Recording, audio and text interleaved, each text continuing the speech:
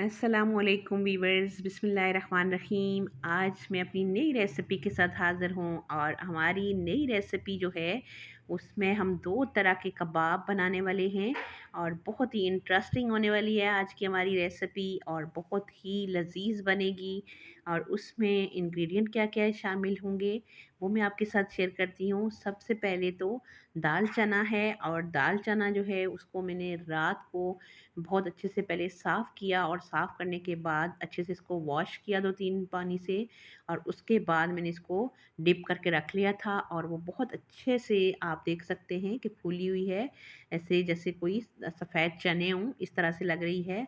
बहुत अच्छे से फूल गई है और अब ये बहुत ही मज़े की तैयार होगी। और इसमें इंग्रेडिएंट जो हैं वो मैं आपके साथ शेयर करती हूँ कि हम इसमें कौन-कौन से इंग्रेडिएंट शामिल करेंगे और हम किस-किस तरह के कबाब बनाएँगे, वो आपके साथ मैं अभी शेयर करती हूँ। और 1 किलो जो है वो हमने दाल अच्छे से फुला ली है और उसके साथ हमारे पास है थोड़ा-सा किलो से कम है हमारे पास चिकन। और ज़्यादा पीसेस जो है वो बोनलेस हैं और 1-2 पीस जो है वो मैंने हड्डी वाले रखे हुए हैं इसके अंदर, ताकि हड्डी वाले का जो टेस्ट होता है बहुत ही मज़े का होता है।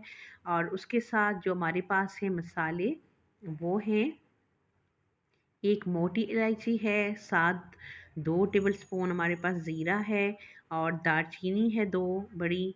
और नमक जो है हमारे पास 2 टेबलस्पून है, सुर्ख मिर्च 1 टेबलस्पून और धड़ा मिर्च 1 टेबलस्पून और काली मिर्च है हमारे पास 1 टीस्पून। और फिर उसके बाद जब हम अपने सारे इंग्रेडिएंट गला लेंगे तो फिर चेक कर लेंगे कि अगर हमें मज़ीद जो है ज़रूरत हुई मसालों की तो उसमें यही नमक और हरी मिर्च आप ज़्यादा कर लें या काली मिर्च, तो आपका टेस्ट जो है वो अच्छा हो जाएगा। और उसके साथ 1 जग मैंने ले लिया है पानी का। और अभी जो है वो मैंने 3 अदद प्याज जो है बड़े, वो मैंने इसमें शामिल कर लिए हैं। और जो आपने देखा था कि मैंने फ्रीज़र में फ्रीज़ करके रखे थे उनको मैंने साथ शामिल कर लिया है। और चिकन हमने डाल लिया है सारा। और अब जो है हम इसके अंदर जितने भी हमारे पास मसाले थे वो सारे शामिल कर लेंगे। और उसके बाद हम इसमें दाल शामिल कर लेते हैं और जो हमारे पास जग था वो हम पूरा इसमें शामिल कर लेंगे। और अगर सिंपली आप देखना चाहते हैं कि आपके पास जितने भी इंग्रेडिएंट होंगे वो आप डालने के बाद थोड़ा-सा पानी ऊपर तक आए, थोड़ा-सा उस तमाम उन इंग्रेडिएंट से थोड़ा ऊपर तक आए तो फिर वो आपका परफेक्ट होता है पानी। और उसमें आप उसको गला सकते हैं। और अब मैं इसमें डाल रही हूँ दाल। और दाल को जो है वो सब जो है वो मैं शामिल करने के बाद अच्छे से इसको मिक्स कर लूँगी। और मिक्स करने के बाद फिर हम 20 मिनट इसको लगाएंगे प्रेशर, ताकि दाल बिल्कुल भी अंदर से कहीं सख्त ना रहे और अच्छे से गल जाए। और फिर जब हम उसको थोड़ा-सा उसमें चम्मच चलाएँगे या मदना आप चला लें, तो जब वो आप उसको ड्राई करेंगे दोबारा, तो फिर वो उसी में बहुत अच्छे से गल जाएगी। या आप किसी भी चॉपर में, ग्राइंडर में एक दफ़ा फेर लें, तो वो बहुत जो है आपका स्मूथ सा आपके पास तैयार हो जाएगा कबाब का मटीरियल। और ये जी हम मिक्स कर रहे हैं, दाल हमने सारी शामिल कर ली है और मसालों में इसको अच्छे से मिक्स करके, तो फिर हम अब आप देख सकते हैं कि हमारे पास जो है वो पानी बहुत दाल से थोड़ा नीचे था, तो थोड़ा-सा हमने मज़ीद पानी डाला और उसको अच्छे से वो डिप हो गई और थोड़ा-सा ऊपर आया, तो फिर हमने इसको अब कर देना है, प्रेशर दे देना है। और प्रेशर देने के बाद हमने इसको 20 मिनट तक प्रेशर पे रखना है और फिर हम इसको खोल के देखते हैं। ये जी आप देख सकते हैं कि हमारा जो है वो दाल चिकन बहुत अच्छे से गल गया है। और जो साबुत ये मसाले हैं वो हम निकाल लेंगे। और उसके बाद जो हड्डी वाला चिकन है वो भी हम निकाल लेंगे।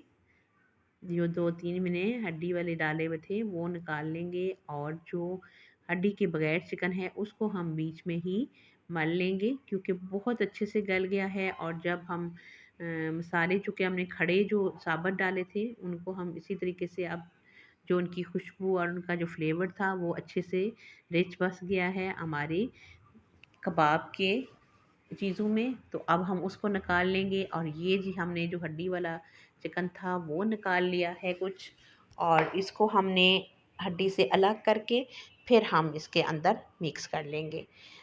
और ये आप देख सकते हैं कि अब जब हम साथ साथ इसको हिलाते जा रहे हैं तो बहुत अच्छे से ये स्मूथ होती जा रही है, क्योंकि हमने इसको ड्राई करना है और ड्राई होने तक ये अच्छे से मैश भी हो जाएगी।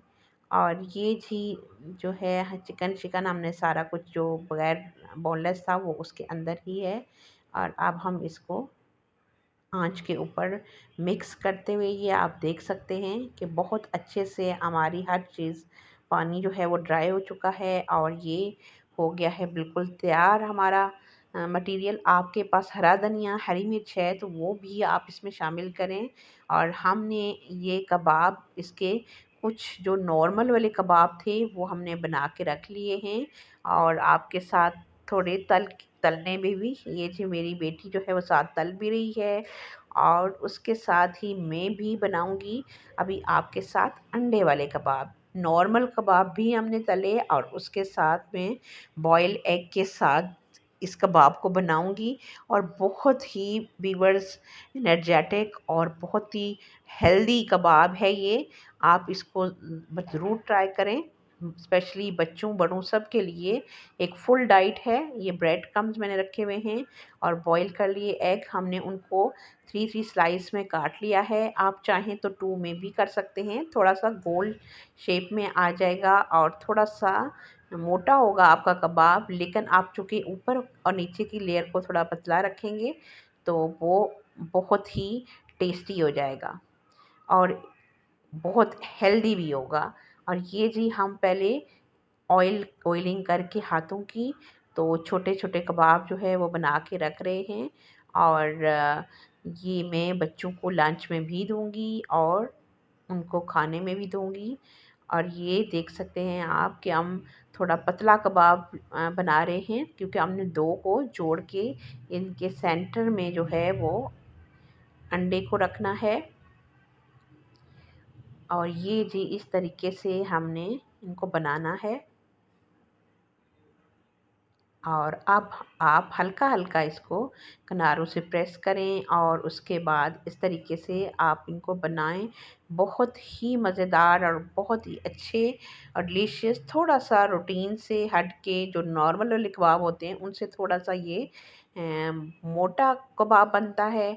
और आप जब इनको फ्राई करने लगें तो आपने अंडे में ज़रूर इसको डिप करना है, क्योंकि हम बहुत एक्सपर्ट हो चुके होते हैं और हम इनको बहुत इजीली कर लेते हैं। जो फर्स्ट टाइम ट्राई कर रहा हो, आप लाज़मी पहले अंडे के अंदर डिप करें कबाब को और उसके बाद क्रम्स के अंदर, और फिर जो है आप उनको तलें। और फिर आप देखें कि आपके अंडा कबाब कितना मज़े का और कितना ही टेस्टी और बहुत ही हेल्दी जो है वो बनेगा। और फिर ये आपकी फुल डाइट होगी। आप बच्चों और बच्चे बड़े सब बहुत शौक से और बहुत खुशी से भी खाएंगे। और ये जी मैं बना के रखती जा रही हूँ। और ये अभी जो है हमारे कबाब आधे जो है वो बन चुके हैं उसी तरीके से। और ये आप ऑयल थोड़ा सा इसमें कम यूज़ करेंगे अगर आपने एग नहीं लगाया हुआ।